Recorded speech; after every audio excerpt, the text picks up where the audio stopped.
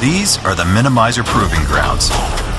This is where perfectly good fenders come to be dropped, hit, burned, froze, pelted, crushed, and annihilated by engineers using any and all means necessary to prove that a Minimizer fender outperforms and outlasts all other poly and metal fenders.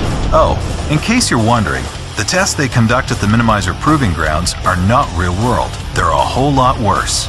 This is the primary test subject for punishment. Meet the Minimizer fender. Its build is tough, rugged, and ready for whatever life and the road throws at it. Let's see if Minimizer fender is everything it claims to be.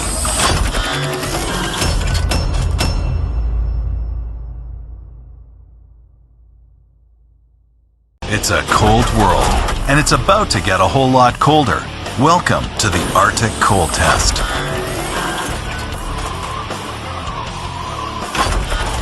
Proving ground engineers will subject off-the-shelf fenders to liquid nitrogen, so we can see how well they resist shattering in cold temperatures.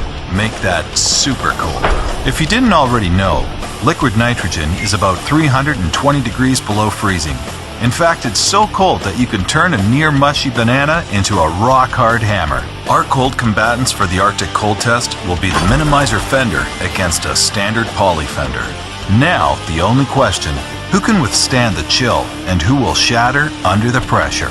Getting the deep freeze treatment first is the poly fender. The Proving Ground engineers add a bit of liquid nitrogen, and in no time, the fender temperature dips way down below freezing. And here comes the sledgehammer. Oh, ouch. Time for the science.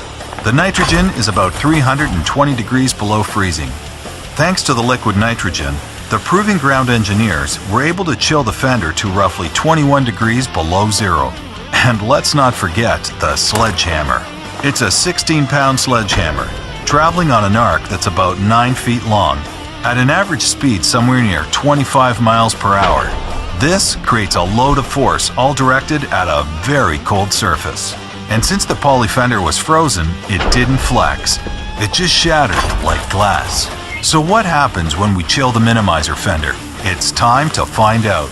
But the odds don't look good.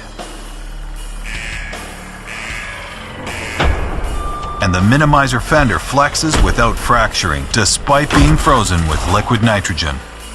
Using the slow motion camera, you can see how the Minimizer's superior hybrid poly absorbs the blow without being damaged. The bottom line, when it comes to the Arctic Cold Test, Minimizer fenders shatter the competition.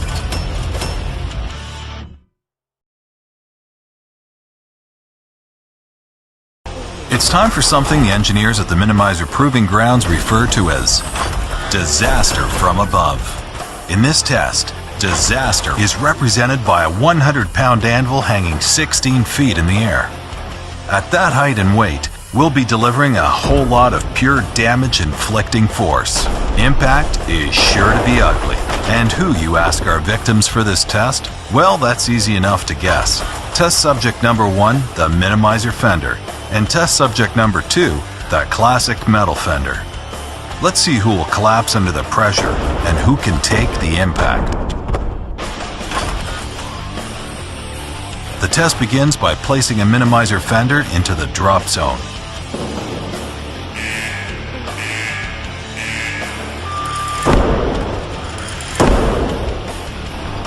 Now, let's break down the science of just what happened.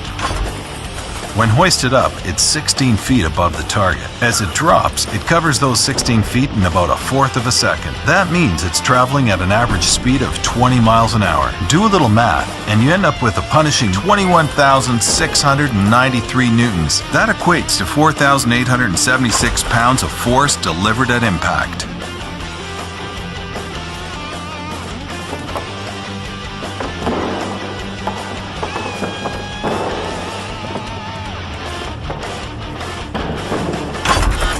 Now let's see what all those numbers mean when we apply them to a metal fender.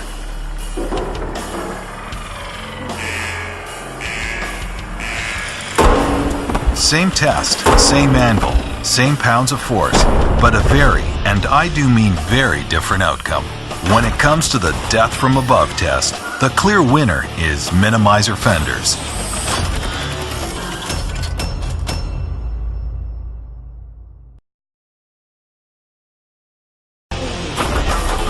Welcome to a little test we like to call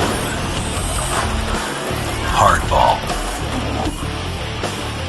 This is a pitching machine with the uncanny ability to hurl projectiles like a baseball or, say, a pool ball at speeds approaching 100 miles an hour. And at the other side of the proving grounds is where the unlucky catcher of our comic quick pool ball will be positioned.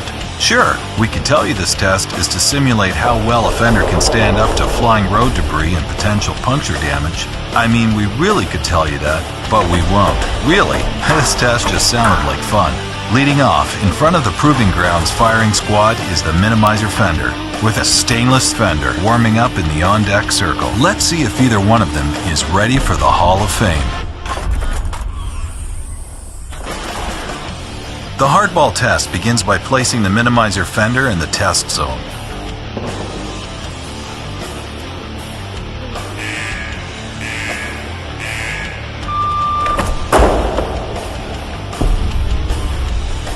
So let's look inside the numbers. The pool ball weighs 6 ounces. The pitching machine, well, it's projecting the pool ball at about 95 miles per hour, and the distance traveled from machine to impact is 28 feet. In other words, it's packing a powerful punch. But how well can the minimizer fender stand up to multiple punches? According to our proving grounds engineers, there's only one way to find out.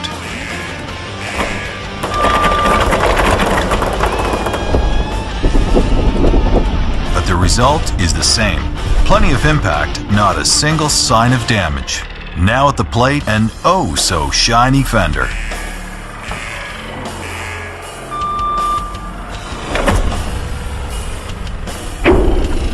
Yep, that one left a mark. And the more pool balls, the more marks. Like that one, and that one, and that one, and well, you get the idea. Our once pretty fender looks thoroughly bludgeoned by a hailstorm from hell. In the hardball showdown, the championship pennant goes to minimizer fenders.